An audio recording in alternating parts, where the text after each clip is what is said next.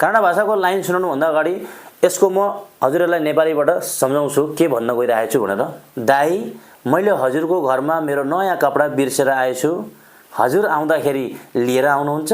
अन्ना निन मनेली नन्दु ಹೊಸ ಬಟ್ಟೆ ಬಿಟ್ಬಿಟ್ಟು ಬಂದಿದ್ದೀನಿ, ನೀವು ಬರೋದಾ ತಗೊಂಡ್ ಬರ್ತೀರಾ? जस्तै कि अन्ना निन मनेली भनेको चाहिँ अन्ना भनेको बुझिहाल्नु होला दाइ।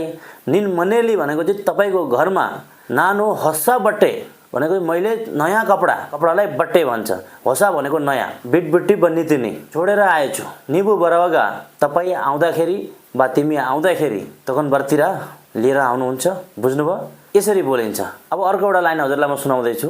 अन्ना निन्दु मन्नेली यारो यारो इधरे, अर्थात दाइ तपाईको घरमा को हुनुहुन्छ? अन्ना भनेको दाइ, निन्दु भनेको तपाईको, मन्नेली घरमा, यारो यारो इधरे को हुनुहुन्छ।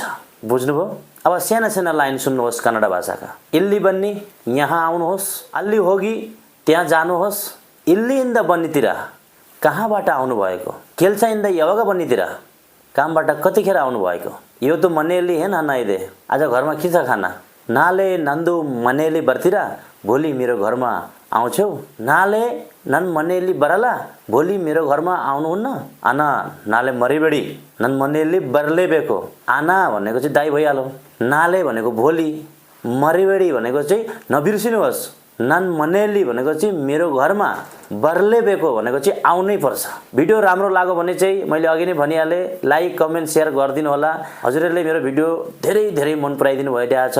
अहिलेसम्म हजुरहरू 12,500 भन्दा बढी मेरो पेजमा जोडिदिनु भएको छ। यति छोटो समयमा म हजुरहरूलाई शब्दमा बयान गर्न सक्दिनँ कति खुसी छु भनेर। ल हस्त सम्पूर्णलाई यो भिडियोलाई यतिमै टुङ्गाउँदै छु। By by.